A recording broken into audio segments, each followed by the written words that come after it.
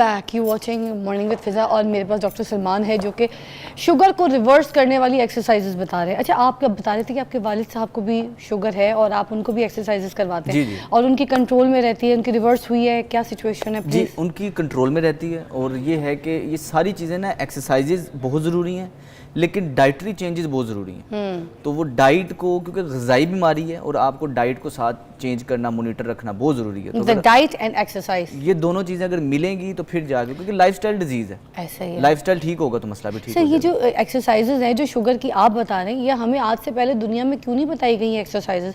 अगर ये बता दी जाती तो सारे शुगर के पेशेंट जो हैं वो रिवर्स हो जाते हैं शुगर से थोड़ा सा। ऐसे ही है। अब जैसे जैसे आगे ये जितने भी मेडिसिन हैं, अल्टीमेटली फिलहाल जो लोग दवाई ले रहे हैं, इन एक्सरसाइजेज का मकसद ये नहीं है कि वो दवाई छोड़ दें। अच्छा। क्योंकि खुद से अगर आप दवाई छोड़ेंगे तो उसका नुकसान होगा, ये बात समझने की जरूरत है। तो ये आपने डॉक्टर के राब्ते में रहना है। जब डॉक्टर को जरूरत महसूस होगी वो आपकी दवाई छुड़वा देगा। जरूरत महसूस कब होगी? हाँ। आप फिजिकल एक्सर्शन कर रहे हैं, आप एक्सरसाइजेस कर रहे हैं, उसका फायदा ये होगा कि आपकी शुगर कंट्रोल में रहना शुरू हो जाएगी। ठीक है। फिर आप अपने डॉक्टर से राब्ते में रहें। हाँ। और जब आप उससे ज़रूरत महसूस होगी कि पता चलेगा कि वाकई जी ये मॉनिटर कर लेते हैं, शुगर कंट्रोल कर लेते हैं, फिर वो दवाइयाँ छूट जाएगी। लोगों की दवाइयाँ छूट जाती हैं, इंसुलिन छूट जाती है। इंसुलिन बाकायदा तौर पर आपको दिन में 2-2 दफ़ा काफ़ी ज़्यादा यूनिट्स इस्तेमाल करने पड़ते हैं, लेकिन सिर्फ एक्सरसाइज से और डाइटरी चेंजेस से ठीक हो जाता है मसला। सर, और कौन सी एक्सरसाइजेज जो आपको लगता है इंपॉर्टेंट? यहाँ तक तो बड़ा मजा आया अभी तक हमने 2 एक्सरसाइजेस की हैं। दोनों, हर एक्सरसाइज का फार्मूला यही है कि 1-1 मिनट के लिए करना है। ठीक है। अब हमने क्या करना है कि इसी घर के अंदर इन्वायरमेंट में, इसके लिए कोई खास जगह भी नहीं चाहिए, कोई इक्विपमेंट भी नहीं चाहिए, हम किसी भी जगह कर सकते हैं।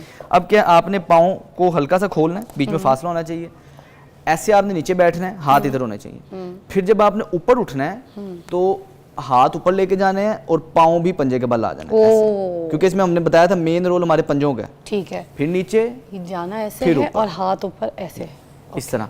इससे हमारे शोल्डर के मसल्स मजबूत हो रहे हैं। फ्रोजन शोल्डर शुगर के मरीजों के लिए जो है बहुत दर्द का बाइस बनता है। बेसिकली सर ये कर रहे हैं कि अभी देखिएगा, सर जा रहे हैं स्क्वाट पे, स्क्वाट से जाके अपने आप को, पूरी बॉडी को जैसे हम किसी चीज़ पे लटकते हैं वैसे उसको हैंग कर रहे हैं।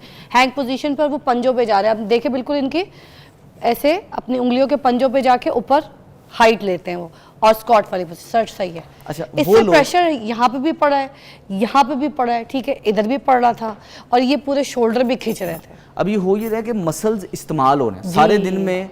अब तो पहले ज़माने में कुंडी भी ऊपर लग जाती थी, बाजू ऊपर जाने की चीज़ें होती थी। अब तो एक्टिविटी ख़त्म हो गई, बाजू ऊपर नहीं जाता, इस्तेमाल ही नहीं होता। जोड़ को खुराक मिलती तब है, खून मिलता तब है जब वो एक्टिव होता है।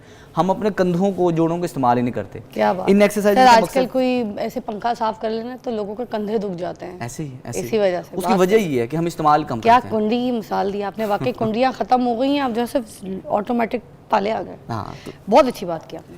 हर वर्जिश 1-1 मिनट के लिए करनी है। अभी तक हमारे 3 मिनट हो गए। ओके। ये वर्जिश से ठीक है। इसके बाद नेक्स्ट एक्सरसाइज है, पाँव थोड़े खोलने हैं, बाजू ऐसे सामने रखने हैं। अब इसके अंदर 2 चीजें हो रही हैं। मैं हाथों को ऐसे खींचूंगा और दूसरे नंबर पे मैं पाँव को, एक पाँव को अपने हिप के साथ ऐसे मारूंगा। अच्छा, ये मतलब ये वो जो है ना टाइगर श्रॉफ का स्टाइल है। ओके। अच्छा, अब इसमें मेन चीज़ ये है कि जिनको घुटने का मसला है, बड़े एहतियात से करना है, दर्द बढ़नी नहीं चाहिए। क्योंकि जब आप नीचे रखते हैं ना तो कंट्रोल में रखना है ताकि झटका ना लगे, घुटने में दर्द ना बढ़े। अच्छा। तो ये दोनों साइड्स पे आपने इस तरह करना है और टाइम यही रखना है कि 1 मिनट के लिए आप कर रहे हैं। कंधे के मसल मजबूत होंगे, बाजू के मसल मजबूत होंगे, आपका पोस्चर बेहतर रहेगा। और चेस्ट के लिए भी बड़ी अच्छी एक्सरसाइज है। बहुत अच्छी एक्सरसाइज है। और सर ये 1 मिनट तक इसी स्पीड में रखना है? हाँ, स्पीड कम ज्यादा हो सकती है। अच्छा, स्पीड डिपेंड ऐसे भी करता है कि रख सकते हैं आपकी मसल्स में कितनी मजबूती है। ओके। तो ये स्पीड वेरिएबल है। जब हाथ पीछे लेके जाएं तो ऐसे झटका देना है या बस इसको ऐसे कंट्रोल में पीछे लेके? एक बार और दिखा दें। आप क्या कर रहे हैं? ये अच्छा, नीचे से ऐसे, नीचे से लेके आना कंट्रोल में। आप समझ आइए मुझे। ओके। 4 exercises 4 minute. ठीक है। अब इससे आपके ओवरऑल बाजू के मसल इस्तेमाल हो चुके हैं, थाई के, हिप के, कमर के। ओके। लास्ट एक्सरसाइज है प्लैंक। वो मैं करके दिखाता हूँ। नीचे आपने प्लैंक करना है। ठीक है। इस पोजीशन पे किसी भी जगह पे नीचे वाली जगह आपकी नरम होनी चाहिए। इधर आपने ऐसे ये लेट जाना है इस तरह। ठीक है सर, थोड़ी कमर नीचे करें, थोड़ी सी, बस, done. This is the position आपको दिख रही है। टांगे बिल्कुल सीधी होनी चाहिए। टांगे सीधी होनी चाहिए और नाक से सांस लेना है, मुंह से निकालना। Okay sir. सर आपने अभी आना नहीं है, अभी 25 है, थोड़ा सा रुक जाएं। जैसे 26 पे जाएंगे आप उठ जाइएगा। सर थोड़ा सा वेट कीजिएगा, 26 पे उठिएगा। 1 मिनट का प्लैंक है, और ये जरूरी होता है, ये 1 मिनट ही रखे ना, क्योंकि आपने हर एक्सरसाइज 1 मिनट बताई है। हाँ, हर एक्सरसाइज 1 मिनट करनी है। ठीक है। और जिन लोगों को भी प्लैंक की स्टार्टिंग में प्रैक्टिस नहीं होती, वो नहीं कर सकते, ओके। वो बीच में रोक भी सकते हैं। अच्छा, वो सर, लोग बस जो एक्टिव नहीं है, 25, बस थोड़ी सी देर और सर। अब वो लोग जो एक्टिव नहीं है, जिनको प्लैंक की आदत है, वो कर लेंगे। सर, जिनको होने नहीं लगा है। आदत, बस वो 30 घुटनों को हल्का सा बेंड भी कर सकते हैं। ओके। यानी कि अभी पहले ये 26 हो जाएं, हाँ। फिर मैं उन लोगों के लिए बताता हूँ जिनके लिए करना जो है ना मुश्किल है। जबकि उन्होंने शूज़ पहने हुए हैं, चीज़ें पहनी है, बट फिर भी आपको करके दिखा रहे हैं कि 1 मिनट के लिए। अच्छा, बॉडी पोस्चर बिल्कुल इतना सीधा रखना है जैसे सर ने रखा है, कमर सीधी रहनी चाहिए। अगर प्लैंक भी गलत करेंगे तो कोनिया और कमर हो गया सर, डन। अच्छा, अब इसमें मेन रोल प्ले करेगा ब्रीदिंग। अगर आप सांस लेते रहेंगे तो वो ज़रा आसान रहेगा, और ये प्लैंक ब्लड प्रेशर के मरीजों के लिए भी बहुत फायदेमंद है। इसको आइसोमेट्रिक एक्सरसाइजेस कहते हैं। अब जो लोग नहीं कर सकते, पेट भी अंदर लग जाता है। पेट अंदर लग जाता है।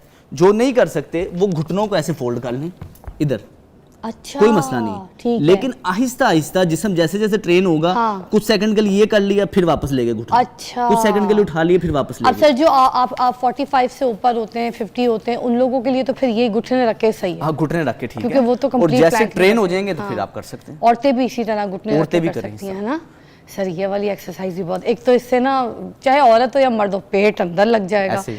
ठीक है, और वाकई पूरा प्लैंक जो है, मुझे लगता है सर के बाल से लेके पाँव के नाखून तक की जोर लगता है। Complete exercise. बाकायदा तौर पर जोर लगता है इससे हाँ, ना, इट्स सांस वन ऑफ माय चढ़ता है। Favourite, one of my favourite, इसलिए मैंने आपको पूरा 1 मिनट करवाया। हाँ, और इस एक्सरसाइज को 2 दफा करना है, एक दफा सुबह, ये एक तो दफा शाम। अच्छा, दो ये सारी या सिर्फ प्लैंक? सारी exercise. Okay. 5 minute total exercise उसको लगी, 5 वर्जिशें। ठीक है। तो 5 मिनट सुबह, 5 मिनट शाम, बस ये किया, हमारी शुगर की एक्सरसाइज डन हो गई।